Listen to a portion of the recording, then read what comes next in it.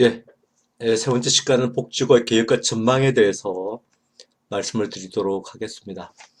먼저 복지가 위기에 대해서 먼저 시작하기로 하겠습니다.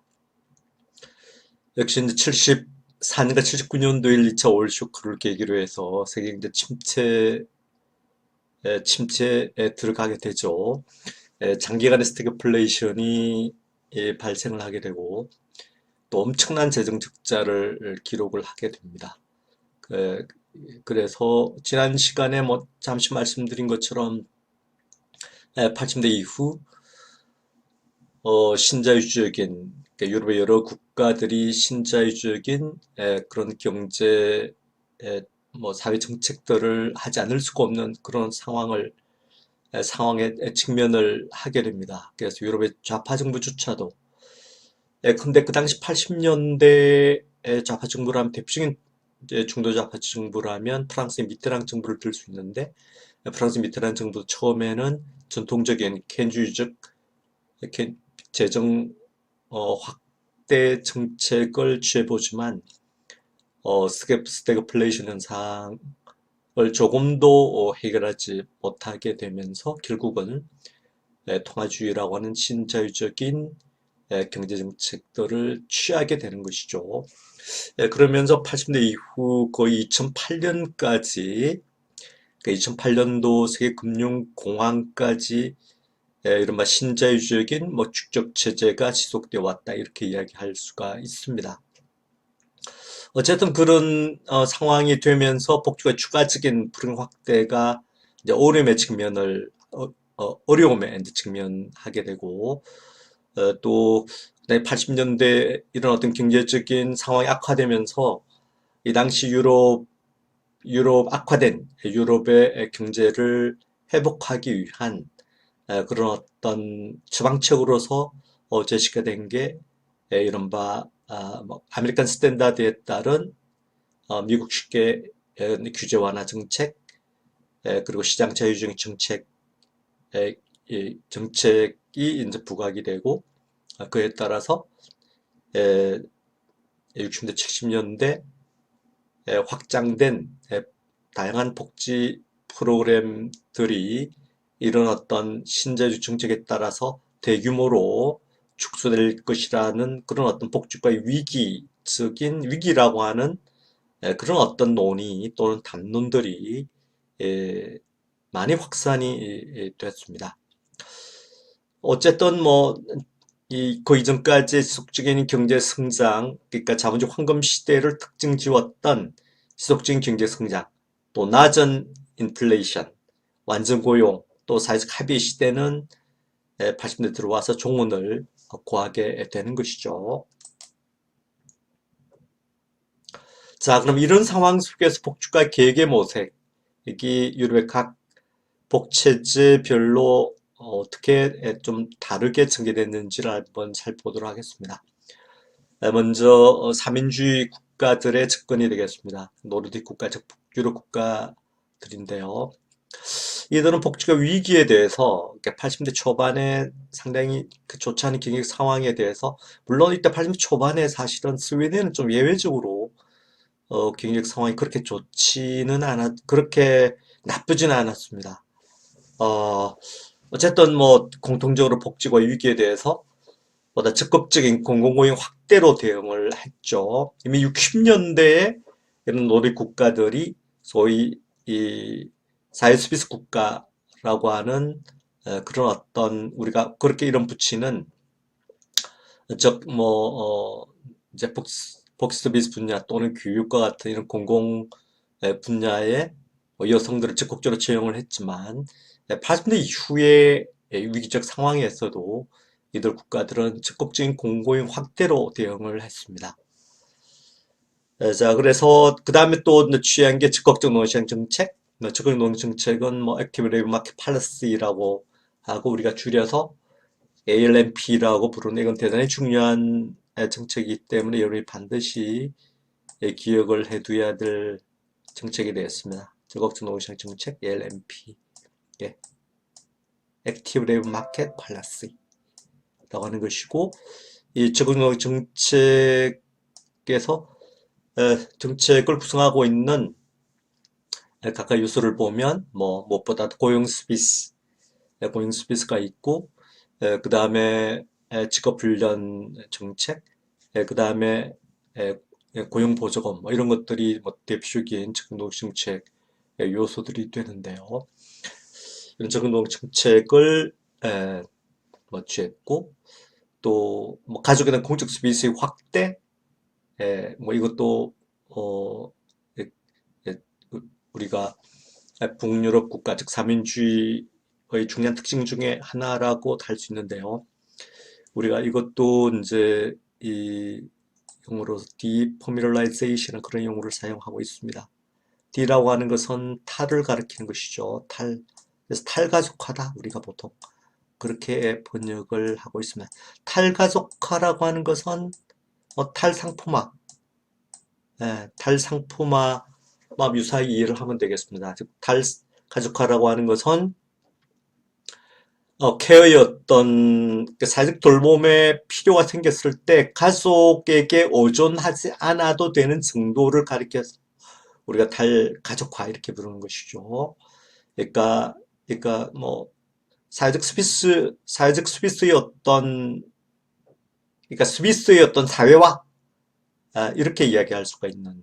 그러니까 주로 서비스를 했을 때는 주로 소셜 케어가 가장 대표적인 그런 것이 되겠는데요. 이런 돌봄 서비스의 어떤 사회화 이게 바로 탈가족화라고 하는 것이죠. 이게 가장 발달된 게 역시 삼인지 국가들이라고 하는 것이고 이것은 사실은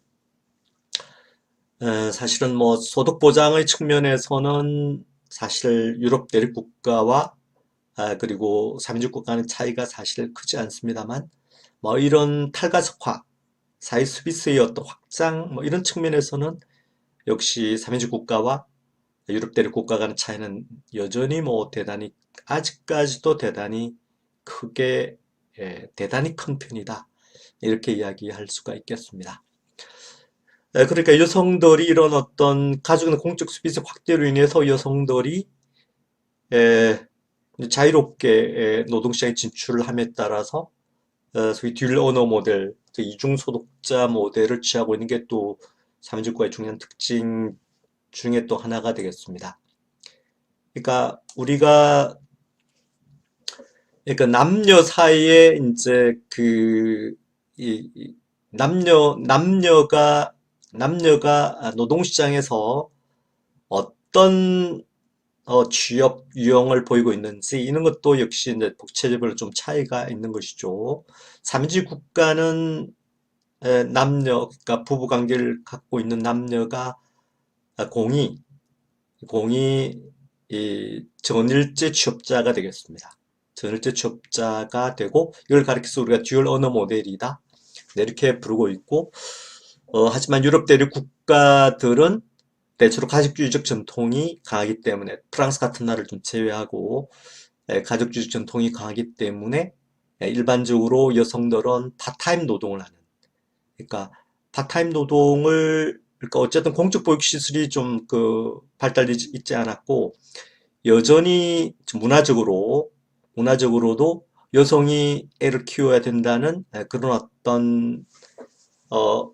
어떤 가치가 또 남아있기 때문에 여성들은 뭐 대체로 파타임 노동을 하고 나머지 시간에 이제 애를 케어하는 그렇기 때문에 이제 듀얼 오너 모델이라기보다는 남성은 전일제 풀타임 노동자이고 여성은 파타임 노동자인 그런 어떤 비중이 훨씬 높습니다. 이건 또 자유주의 국가에서는 또 듀얼 오너 모델인 경우가 좀 많습니다. 왜냐하면 자유주의 국가에서는 뭐 애들의 이제 애들의 보육 서비스를 시장에 제공하는데 시장에 제공하는 보육 서비스의 가격이 그다지 높지가 않습니다. 그러니까 자유주의 국가, 그러니까 영미 쪽의 여성들은 여전히 노동시장에 참여를 하면서 즉 직장을 가지면서 애를 이제 민간의 그런 어떤 보육 서비스 시장에 맡기더라도 그 가격 자체 그렇게 비싸지 않기 때문에 뭐 여전히 뭐 직장에 애를 그런 어떤 민간의 보육 시장에 맡기면서 직장에 다닐 수가 있는 성격을 가지고 있기 때문에 자유주의 국가에서도 듀얼러너 모델이 많다는 것이죠. 자, 그 다음에 높은 시장의 노시형 참여, 그 다음에 임금제도의 재정적 안정. 그러니까 고용률이 높으니까 사실은 사회보장 제도라고 하는 것은 사실은 노동조에 참여하고 있는 근로자들이 많아야 즉 고용률이 높을수록 재정적으로 안정이 되는 것이죠. 뭐 이런 것들을 충족시키고 있는 그런 나라가 바로 삼인지 국가들이다. 뭐 이렇게 정리할 수가 있겠습니다. 그리고 보편적 복지제를 통해서 빈곤과 배제, 그리고 경로의 변동에 대해 효과적인 안전망의 역할을 하고 또 적극 노동시장 정책을 통해서 노동이동을 촉진시키는 뭐 이런 것들도 역시 오늘날 적극 노동시장 정책이 가장 발달한 게 덴마크, 스웨덴 이런 나라들이거든요. 이런 나라에서 노동을 촉진시킴으로써 대단히 이제 이 한자의 어떤 이 이제 고용 구조 자체를 효율적으로 만드는 이런 어떤 역할을 하고 있습니다. 그러니까 발달한 사회적 서비스에 대해서는 뭐 아까 말씀을 드렸고요. 그 다음에 신자유주권을 취하는 나라는 미국과 영국, 뉴질랜드와 같은 이런 나라들이 되겠습니다. 이들 나라들에서는 시장에 대해 적극적인 규제 완화와 사회보장제도 적극 축소를 이제 시도를 했고, 그리고 기업의 고용 비용 축소와 노동시장 유연화를 통해서 위기에 대응한 나라들이 되겠습니다. 전통적인 자유주의적 접근을 취한 나라들이고, 이들 나라에서 80대 사회보장 급여가 대폭적으로 축소가 됐고, 또는 연금제도 같은 경우에 영국에서는 그러니까 제2연금이라고 하는 소득비례연금, 영국의 연금제도를 보면 이제 이 기초연금 제도가 있고, 기초연금에 붙여서 SERPS라고 하는 소득비례연금이 이층연금으로 되어 있는데, 이 이층연금을 말하자면 이전에는 어쨌든 의무적으로 이층연금 가입하도록 되어 있었지만 기업연금에 기업연금에 가입한 자는 이들 소득비례연금에 가입하지 않아도 된다고 하는 게 컨트랙트 아웃도예요. 또는 또 더 나아가서 이게 아마 대처 시대에 다 이루어진 그런 어떤 변화일 텐데요. 더 나아가서 민간연금에 가입한 자는 소득비례연금 SERPS에 가입하지 않아도 된다는 게 컨트랙트 아웃이에요. 이때 컨트랙트 아웃을 우리가 보통 적용 제외라고 번역을 하고 있습니다. 이게 뭐 이런 어떤 연금제도의 변화 자체가 영국으로 하여금 한층 더 이제 시장 자유주의적인 이런 어떤 사회보장 제도를 갖게 되는 그런 쪽으로 영국의 사회보장 제도가 그렇게 변하게 되는 것이죠. 그 다음 90년대 블레의 제3의 길은 또 좀 독특한 그런 어떤 그런 경로를 밟게 되는데 뭐 이때 근로인계 복지를 뭐 수용한다 할지 또는 또 사회투자 국가라고 해서 이건 사회투자 국가 나중에 뭐 나오게 되겠습니다만 사회투자 국가라고 하는 것 사회투자 국가를 구성하는 것은 역시 아동에 대한 투자, 직업훈련, 교육에 대한 투자 이런 것들이 사회투자 국가의 핵심적인 구성 요소인데 뭐 이건 기든스라고 하는 즉 토니 블레 제3의 기를 이론적으로 지원해준 뭐 대단히 국제적으로 명망이 있는 그런 사회학자죠. 그래서 이 앤소니 기든스가 좀 제3의 길의 사회복지 정책으로서 좀 제안한 게 바로 사회투자 국가의 길이 되겠습니다. 사회투자 국가는 뭐 오늘날까지도 상당히 강조되고 있는 것인데 뭐 기회가 되면 다음에 또 말씀을 드리도록 하겠습니다. 그 다음에 활성화라고 해서 액티베이션이라고 하는 것도 대단히 중요한 의미를 가지고 있는 그런 우리 사병제도의 어떤 변화를 가리키는 것인데 액티베이션이라고 하는 것은 기본적으로 ALMP가 일단 그 구성 요소에 들어가 있고요.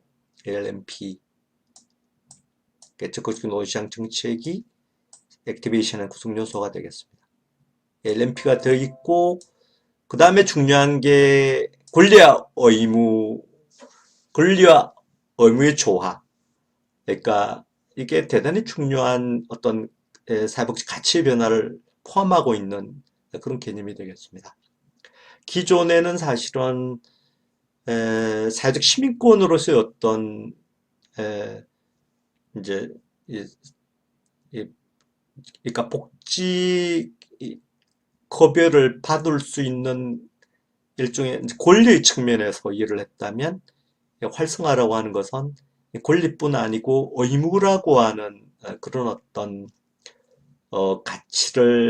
같이 강조함으로써 대단히 중요한 어떤 변화를 포함하고 있는 개념이 되겠습니다. 그래서 의무의 내용으로서는 예를 들면 어, 뭐 액티베이션이 적용된 대표적인 사례는 역시 이제 뭐 실업보험제도 그리고 공공부처제도 같은 것들인데 실업보험제도에 있어도 의무적인 측면이라고 하는 것은 구직활동을 해야 복지급여를 주겠다. 뭐 이런 또 고용센터의 어떤 뭐 예, 고용센터의 이 상담사들이 권유하는 것을 이제 뭐 그러니까 예를 들면 수용을 해야 급여를 주겠다. 뭐 수용하지 않으면 페널티를 주겠다. 이런 것들이 의무적인 그런 어떤 측면들이죠. 뭐 그런 측면이 있고 그리고 뭐 그러니까 제재의 측면이 활성화에는 좀 들어가 있는 것이죠.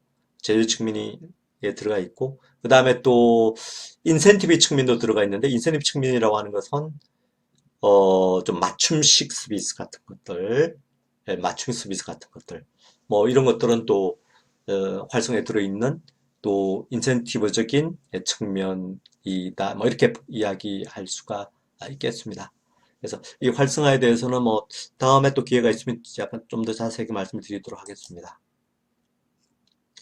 그다음에 보수복지체제의 변화를 보면 이것은 좀 더 내용이 많습니다. 특히 보수복지체제의 어떤 변화는 또 상당히 이제 좋은 논문이 있어서 2009년도에 헤메릭이라고 하는 연구자와 아마 네덜란드 연구자인 것으로 제가 알고 있는데 아이호스트라고 하는 또 독일의 연구자가 함께 쓴 논문이 비스마르 복지국가에 무슨 일이 일어났는가 뭐 이런 아주 좋은 논문을 이렇게 좀 소개를 해드리도록 하겠습니다. 상세하게 보수복지에 이루어진 변화들을 정리하고 있는데요. 이 논문에서는 이제 독일과 프랑스와 같은 보수복지의 이런 변화를 시기구분해서 4기로 구분을 하고 있습니다. 1기는 70대 중반에서 80대 후반까지 이때 노동공급 축소의 시기가 되겠습니다. 그리고 2기는 90대 초반인데 이것은 그러니까 복지 비용을 축소하고 또 리트렌치먼트 축소하고 컨테인먼트니까 억제하고 또 축소한 이런 어떤 시기가 되고요. 3기는 90대 후반인데 포괄적인 제도 수정의 시기가 되겠습니다. 4기는 2000대 들어서 이후의 변화인데 근본적인 계획의 시기가 되겠습니다. 자, 그럼 1기부터 시작을 하겠습니다. 자, 1기는 70년대에 80년대까지 이루어진 조기퇴직이 되겠습니다. 네덜란드, 오스트리아는 90년대까지 조기퇴직을 했다고 하는 것인데요. 그러니까 일단은 뭐 근로시간 단축 정책이랄지 장기 실업제에 대한 실업급 인상이랄지 고령 노동자 구직활동 면제라든가 또 엄마의 구직활동 비권유 역시 가족주의 전통이 강하니까 여성은 집에서 그냥 애나 봐라 이런 이야기가 되겠습니다. 그 다음에 장애연금을 좀 수월하게 받을 수 있도록 제도 수정한다든가 그러니까 중고령자로 하여금 장애연금을 수월하게 받을 수 있도록 제도를 고쳐서 노동시장에서 빨리 퇴출할 수 있도록 만들어준 시기가 바로 이 시기가 되겠습니다. 그래서 이 그래서 이때 이런 어떤 모습을 갖고서 연구자들은 고용 없는 복지다, welfare without work다, 뭐 이렇게 이제 유럽 대륙 국가의 위기에 대응하는 전략의 성격을 이렇게 개념한 것이죠. 예. 이제 그러면서 이제 사실은 뭐 또 여러 가지 이제 이, 그러니까 90년대 이후에 어떤 변화들에 적극적으로 대응하기가 상당히 어렵게 된, 구조적으로 어렵게 된 그런 어떤 상태를 가리켜서 여러 연구자들이 이제 어떤 용어를 쓰냐 하면 결빙된 복지국가. 예. 말하자면 90년대 이후에 말하자면 특히 노동시장이나 또는 사병제도의 어떤 계획에 있어서 가장 요구되는 것은 여성의 적극적인 노동시장 참여예요. 참여가 되겠습니다. 수비사가 본격적으로 전개가 되고 또 뭐 어쨌든 사회복지 국가라고 하는 것은 에, 이제 가능한 한 어쨌든 많은 그러니까 근로 많은 에, 고용률이 높으면 높을수록 사실 재정적으로 좀 안정이 되고 또 90년대 이후에는 또 남녀 간의 어떤 차별 철폐라고 하는 게 아니라 또 시대적 정신으로 되는 것이고 이런 등등의 이유 때문에 그런데 이후에 계획의 과제, 계획의 과 90년대 이후에 어떤 그런 상황 속에서 가장 사실은 구조적으로, 제도적으로 또 이렇게 계획을 하기 힘들게 된, 특히 이제 계획을 하기 위해서는 기존에 사실은 이 이제 정규직들이 가지고 있는 권리들을 좀 수정하는 이런 어떤 게 필요한데 이게 유럽 대륙 국가의 정규직 노동조합의 강한 정규직 노동조합의 반발의 측면에서 또 계획하기 어려운 이런 것들 역시 에스펜 앤더슨이 결빙된 복지 국가라고 부른 명명한 그런 어떤 현상의 배후에 있는 그런 원인들이다 이렇게 얘기할 수 있겠습니다. 또는 폴 피어슨과 같은 대단히 유명한 또 학자는 이 movable object라고 해서 움직일 수 없는 어떤 뭐 대상이다 뭐 이렇게 부르기도 했고 또 어떤 학자들은 frozen Fordism 이것도 이제 그러니까 결빙된 Fordism이다 또는 inactivity traps 이건 비경활 덫이다 워낙 이제 말하자면 유럽 대륙 국가의 특징이 이제 여성들의 노동시장 참여를 억제하는 가족주의적 성격 때문에 또 제도적으로 그렇고 또 문화적으로도 그런 측면이 있기 때문에 뭐 이거를 가리켜서 비경활 트랩이다, 비경활 덫이다, 뭐 이렇게 이런 용어를 만든 연구자도 있고 또는 포버스 미너리즘이다, 왜곡된 그런 가족주의다, 뭐 이렇게 뭐 이런 등등의 용어로서 사실은 정말 그 깝깝한 그런 유럽 대륙 국가의 상태를 명명을 했던 것이죠. 자, 그래서 뭐 이 시기에 여성들이 또는 고령자가 노동시장에 퇴출이 됐습니다. 그것도 어떤 방식이냐면 남성 생계 부양자를 보호하는 방식으로 대응을 했던 것이죠. 뭐 어쨌든 이런 노동급 축소 정책이 90년대 이후에는 정책 실패로서 또 복지과의 생존에 대한 위협으로서 심각하게 인식되기 시작을 했고 그리고 80년대 뭐 그런 어떤 상황 속에서 또 어쨌든 80년대 경제 위기 현상 그러니까 뭐 경기는 대단히 안 좋은 상태 경기는 침체 뭐 침체 들어가게 되고 그리고 많은 실업자가 쏟아지게 되고 뭐 불과 여러 나라에서 사실 10% 이상의 실업률을 보여왔으니까요. 그러면서 사실 유럽의 여러 정부들이 이제 내셔널 센터 노동조합의 내셔널 센터를 찾아가서 그러니까 60년대 후반과 70년대 초반에 획득한 노동조합이 획득한 고용보호 입법 조치들을 경제 상황이 안 좋으니까 좀 완화하자고 그렇게 제안했지만 사실 노동조합이 그걸 받아들이지 않죠. 그러면서 이제 말하자면 또, 뭐 그러면 비정규직이라도 좀, 좀 유연하게 하자. 유연하게 고용할 수 있도록, 유연하게 해고할 수 있도록 하자. 이런 어떤 제안을 또 노동조합이 하게 되고, 노동조합은 그 안에 대해서는 동의를 하는. 뭐 핵심, 정규직이 노동조합의, 뭐 보통 노동조합의 핵심적인 집단이니까, 정규직의 핵심적 이해관계라고 할 수 있는 해고 규제는 완화하지 못하고 그 대신 뭐 대부분 조합원이라고 하기 힘든 이 비정규직의 유연성은 수용을 하게 되는 것이죠. 노동조합이. 그래서 비정규직이니까 이런 어떤 비중률 대상으로 해서 쉽게 고용하고 해갈 수 있는 유연성 조치들이 각국에서 벌어지게 되는, 이를 가리켜서 우리가 flexible at the margin이다 또는 partial flexibility다. 그러니까 주변적 유연성, 부분적 유연성, 표적화된 유연성 또는 2층의 기획이다, 이렇게 부르고 있습니다. 이 길을 보면 역시 이제 급여 수준의 축소, 또 사회지출 코스트로 인식, 비용 억제, 사회적 예산의 강화, 조세호에 조달된 사회급여의 증가, 그리고 보험과 부조의 강한 분화, 뭐 이런 것들, 뭐 다음에 기회에 있으면 말씀드리겠습니다.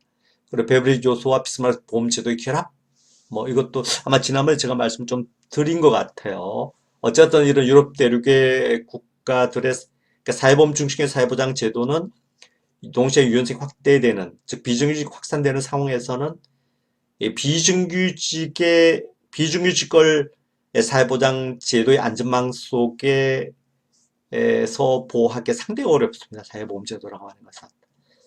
그렇기 때문에 기존의 보험 중심의 사회보장 제도를 수정해서 조세호의 재원 조달이 되는 베버리지적 요소를 여기저기 도입하게 되죠. 이게 바로 베버리지 요소와 비스마르크 보험제도의 결합이고, 또 뭐 보험과 부조의 강한 분화라고 할 수도 있겠습니다. 그런데 중반 이후에는 뭐 가족정책에서도 좀 개혁을 하게 되고, 또 노동시장도 또 하스 계획의 대표적인데 노동시장 개혁 작업도 이루어지게 되고, 뭐 등등 여러 가지 이제 변화들이 벌어지게 되는 것이죠.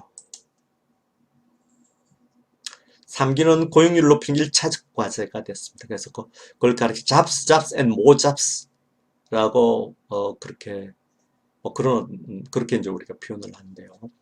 액티베이션은 말씀을 드렸고, 또 노동시장 유연화도 더 사실은 전개가 되고, 디프로스팅 과정이라고 하는 것은 앞서 말씀드린 그런 어떤 그런 어떤 온결된 복지 국가에서 이제 조금씩 이제 말하자면 여러 가지 개혁 작업을 통해서 노동시장이나 가족구조나 또 기타 여러 가지 다양한 분야에서의 개혁 작업을 통해서 어떤 시대가 요구하는 객관적인 상황이 요구하는 그런 어떤 변화에 적응해가는 과정이 바로 디프로스팅 과정이라고 우리가 얘기를 하고 있습니다. 또 이와 관련된 연구 논문이나 서적도 꽤 많이 나와 있는 것이죠.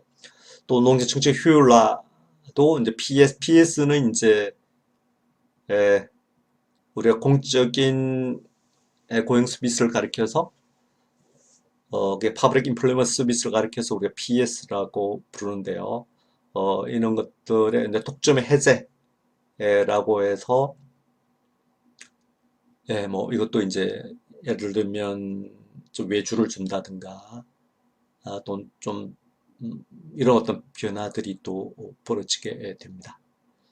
그 다음에 이제 프랑스 미니멀 소셜 개런티즈라고 하는 것은 이것은 이제 비기여적인 수단, 비기인 수단이니까 주로 조세를 통한 이런 어떤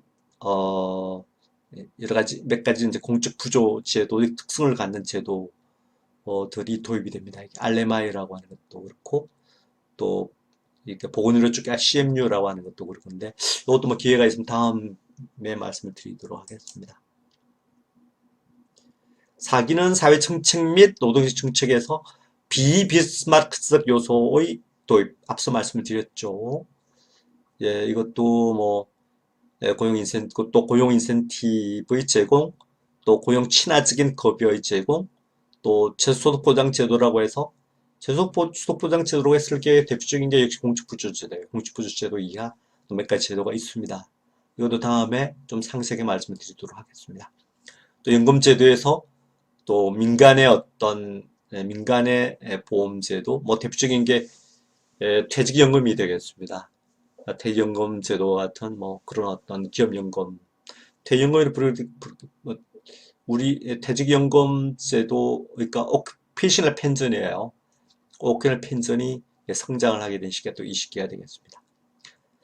또 그리고 사회보장제도 이중구조화라고 해서 또 불가피하게 유럽 대 국가들은 또 농시의 이중구조 특징이 굉장히 강하게 나타나는 국가들이고, 농시 이중구조는 또 사회보장제도 이중구조와 연결이 되는 그런 것이죠. 그리고 또 조세를 통한 민간사회정책의 보조, 또 조세를 통한 최소소득 보장, 뭐 이런 것들도 이 시기의 특징이라고 할 수 있겠습니다. 그리고 장애 및 조기퇴직을 통해서 노동시장에서 퇴출되는 이런 어떤 루트를 폐쇄한다 할지, 또 활성화 일반화, 또 사회투자 국가의 어떤 여러 가지 요소의 도입, 기업용어 나왔죠. 오크레 펜션이에요. 오월 펜션의 강화, 뭐 이런 어떤 이 사기 특징이 되겠습니다. 근데 복지가 변동의 원인은 뭐 상식적인 것이기 때문에 뭐 일단 뭐 탈산업화 노동시장 구조의 변동, 이걸 읽어보시면 뭐 다 알 수 있는 이야기가 되겠습니다.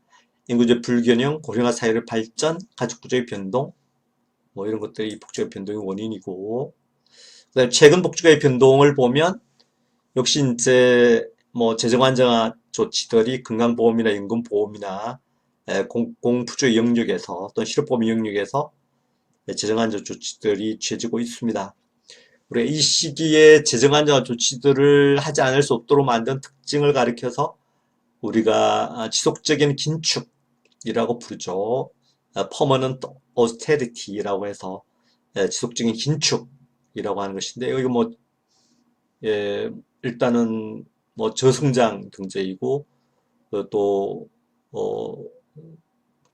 저성장 국면에 뭐 집어들었고, 또 자본주의 황금기와 같이 높은 경쟁력을 가진 것도 아니고, 그리고 또 제조업에서 수비 산업 쪽으로 또 상당히 많이 노동력의 어떤 구성 변화가 일어났고, 뭐 등등 이런 어떤, 그리고 이제 여러 가지 사회보장 제도가 성숙화된 게 측면에도 있으니까 기존에 이제 이 사회보장 제도의 재정을 확대하기는 굉장히 어려운, 오히려 리트렌치먼트 해야 될 그런 어떤 상황을 가리켜서 우리가 지속적 긴축의 시대다 이렇게 부르고 있는 것이죠. 그 다음에 또 경쟁적 사회보장이라고 해서 복생의 일부를 시장이나 기업이나 제3섹터에 위임하는 것들도 최근 복지 국가 변동의 특징 중 하나가 되겠습니다.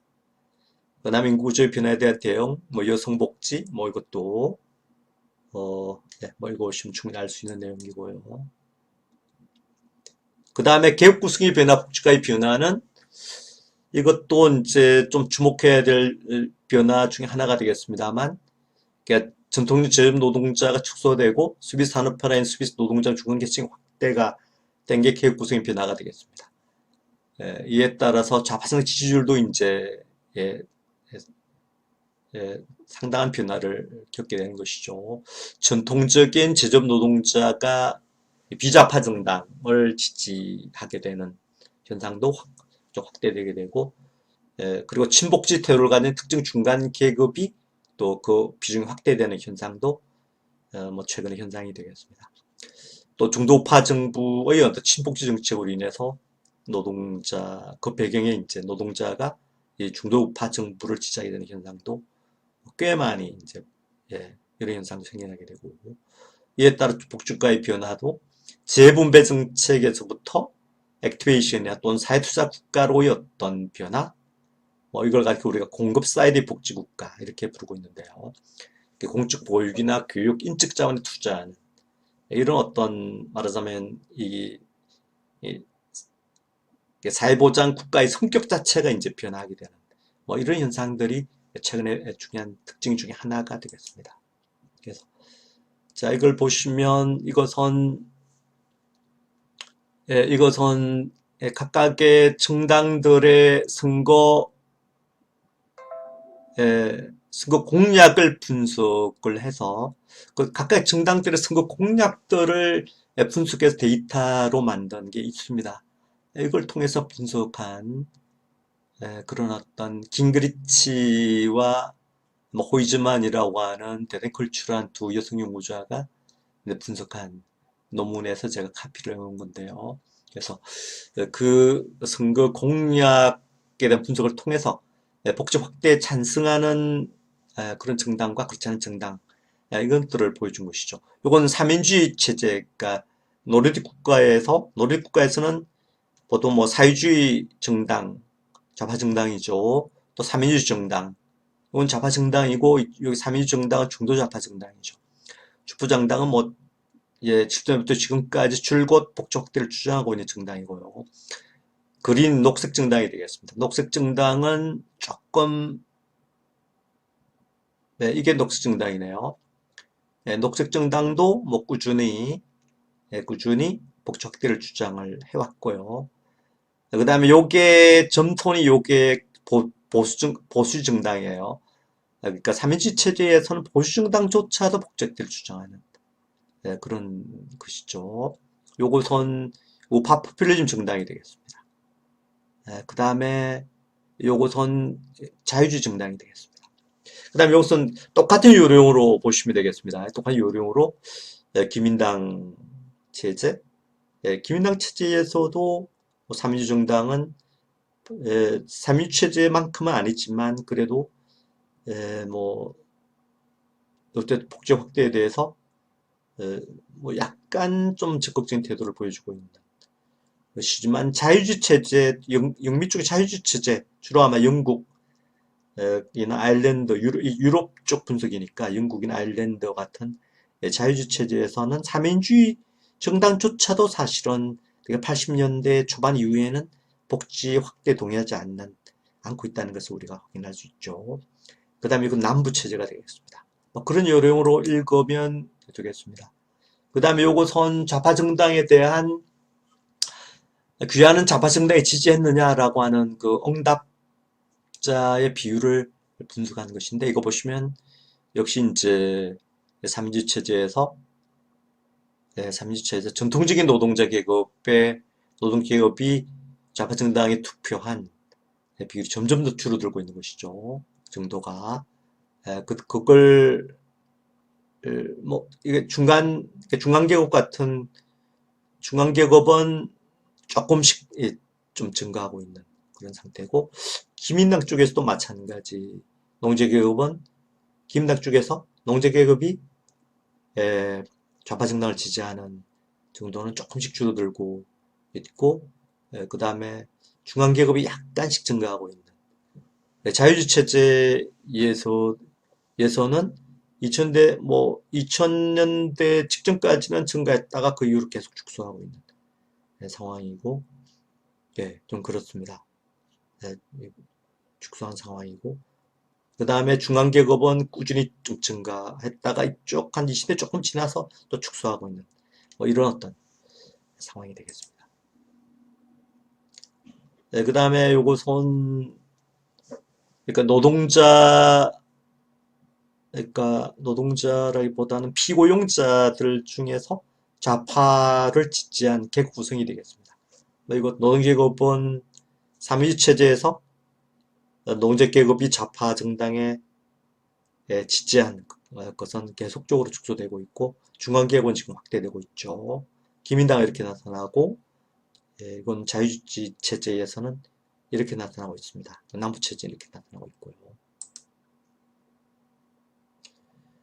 여기서 우파 정당을 지지한 투표자의 비율이 되겠습니다.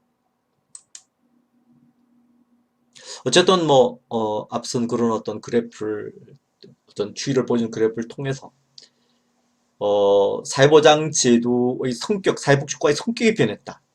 이렇게 이해를 하면 되겠습니다. 계급 구성의 변화라고 하는 게 결국은 이전의 전통적인 재분배적인 그런 어떤 복지 프로그램에서 사회투자 국가적인 또는 액티베이션 뭐 이런 쪽으로 계획 구성 자체가 그러니까 중간 계급이 점점 더 좌파성을 지지하는 그런 어떤 중간 계급의 비중이 높아짐에 따라서 중간 계급의 이해관계를 대변하는 또 그들의 취향에 맞는 그런 어떤 그러니까 재분